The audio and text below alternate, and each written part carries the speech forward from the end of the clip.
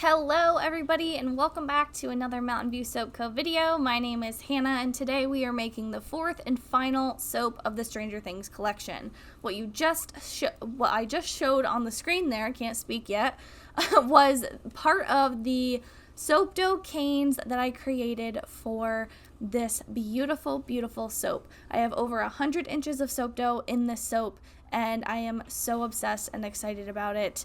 I also am sorry if you can hear my dishwasher in the background. Anyway, this soap in particular is actually inspired by the wall that Winona Ryder, which is Will's mom, creates in the first season of Stranger Things.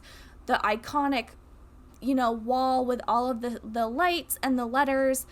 In that specific scene that I'm speaking about, Will signals the word run, which is where the run word came from in this soap, and I pulled the exact colors of the Christmas lights that lined up with the words, and that's kind of where I went with this soap. This guy gave me a lot of grief.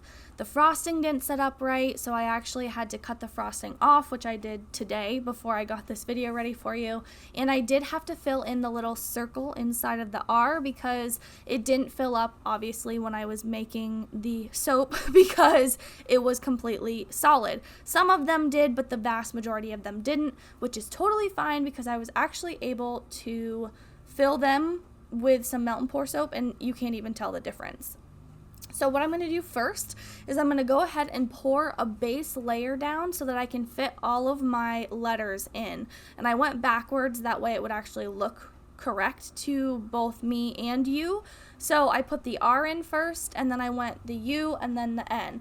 I did find out halfway through the little situation that I had here that I didn't have enough U's, so I had to really quickly create some U's, which it ended up working out fine, but I was worried that it was going to accelerate and I wouldn't be able to put anything in. I'm always so nervous about acceleration, and that's just the soaper in me, I think. But overall, it actually turned out really cool, and as an experiment for someone who's never done something like this before, I've also never seen words inside of soap. Like, as you can see, these are actually inside of the bar of soap. This is not just stamped on or anything like that. This is actual soap dough letters and soap dough canes. So for this, I actually individually cut all of these letters. It took me about an hour and a half per cane, which it just was a really long time. And then I also, down on the bottom right hand side, you can see 3 different colors. I have red, green, and blue for the Christmas lights. I made my own custom extruders for that part, and they came out really good. I'm really happy with them. They're not perfect, but honestly, nothing about this soap is perfect, so it kind of works because really nothing that has to do with Hawkins is perfect either. So overall, it ended up working out great, and I'm actually a fan of this soap now that I've cut the top off. The issue that happened with the top, which you'll see in, a little while, this video is a little bit longer than what I normally do, but basically the frosting just never ended up setting up, and even after cutting it, this is like 3 or 4 weeks old now, it still is a little bit soft. I don't know what went wrong with it, but I cut it off anyway, so it's not on the soap anymore, and it looks way better. So I can't wait for you guys to see the finished bar. In the meantime, before we get to that part, I'm going to let you watch what's going on the screen, and I'm going to talk at you for a little while. So if you didn't already know, for those of you who have been watching all of these videos in conjunction, I apologize for reiterating myself, but for those of you that just found me or are new, don't forget to hit that subscribe button and follow along on this amazing journey that I am on. I'm so grateful to have each and every one of you here, but I want to talk to you a little bit about this release. So the release is happening next Saturday, March 19th at 12 p.m. Eastern. I went for 12 p.m. this time because I feared that if I went early, some of my West Coasters wouldn't be able to order, and I wanted to make sure that it was fair for everyone. I will also let you know that my gnome soap that hasn't made it up on the channel yet is going to be up in 2 different variations. The first one will be available until it sells out, which I have a feeling is going to be fairly quickly, and then I'll be putting up a second variation of that gnome soap once that one sells out.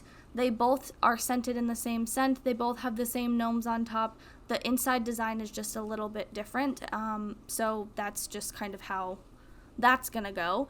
And then I also have brand new bubble bars on the site. So if you're a fan of bubble bars and you like them, I just put 7 new different scents and colors up on the website for you. I did those this week, and I wanted to make sure that I got them on as soon as possible, so you can head on over there.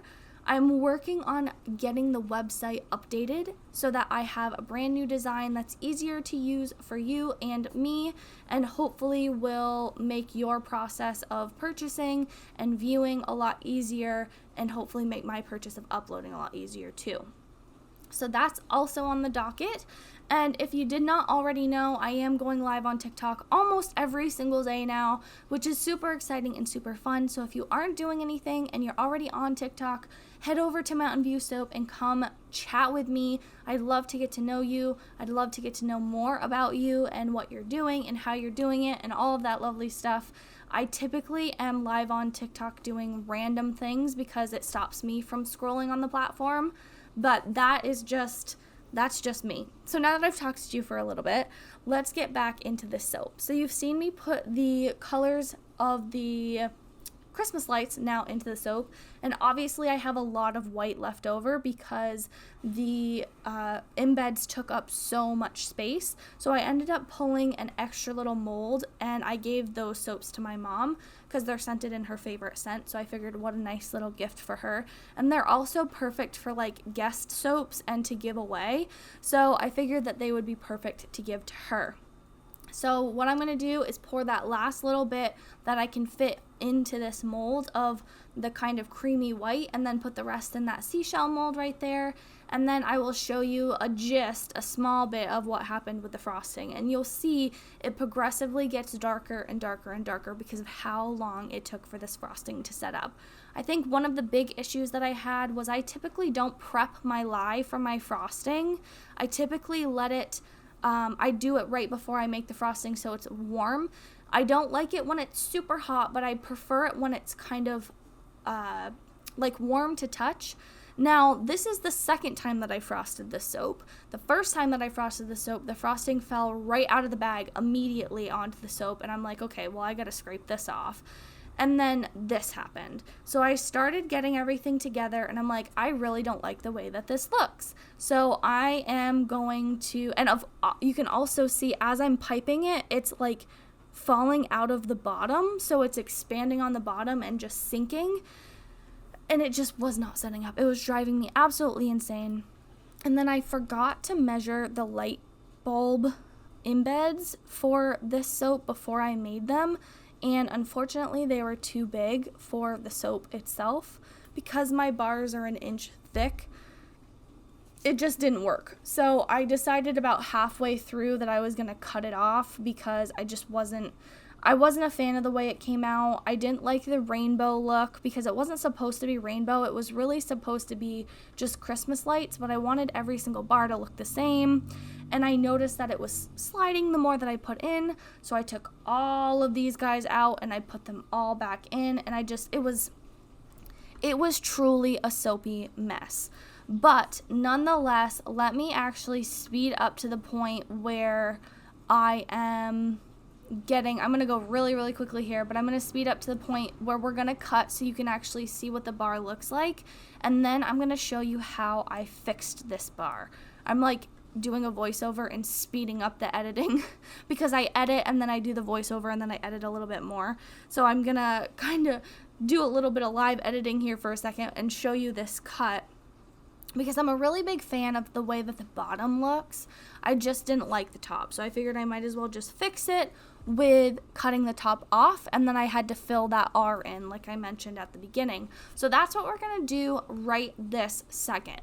So basically all I did was just, like I said, cut the top off, and it changed the entire bar. I also cleaned these guys up after I cut them just so that they would all look pretty cohesive and nice and didn't have any like weird issues. Because I cut the top off at first, it looked a little funny, but after I beveled all of the edges, it actually ended up looking pretty nice.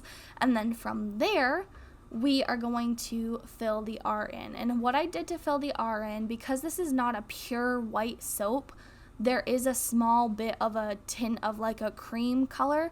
I added just a tiny bit of Honey Blush Mica to some Melt and Pour, and then I added that Melt and Pour little by little to some white Melt and Pour to kind of get a color that resembled almost exactly the soap. Thankfully, because it's going inside of a black R, it doesn't show up nearly as much as what it basically should.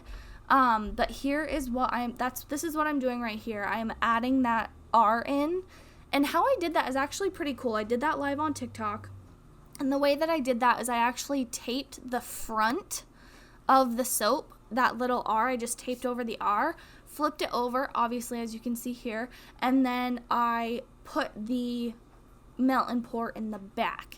And the reason why I did that was because I liked the way that the tape looked. It looked very flush to the R, so it looked better for the front. And obviously the back of the soap matters, but it matters less because you're only going to read it from one side. So I tried really hard to just focus on the front and not really worry too much of the back. And you'll see that I'm only doing this on 12 soaps, and that's because the 4 on the side aren't perfect for me, or the 3 on the side, I should say, aren't completely perfect, and I wasn't a super big fan of how they were cut, so I'm going to save those and fix them if I absolutely need to, if the soap sells out, for example. But that is going to do it for me today. I hope that you have a wonderful Thursday. I will be back here on Sunday with another soap. I think it's going to be the chicken soap. I can't wait to show you that, and I will talk to you guys later. All right, have a wonderful rest of your day. I hope you enjoyed this little chit chat, and I'll see you next time. All right, bye.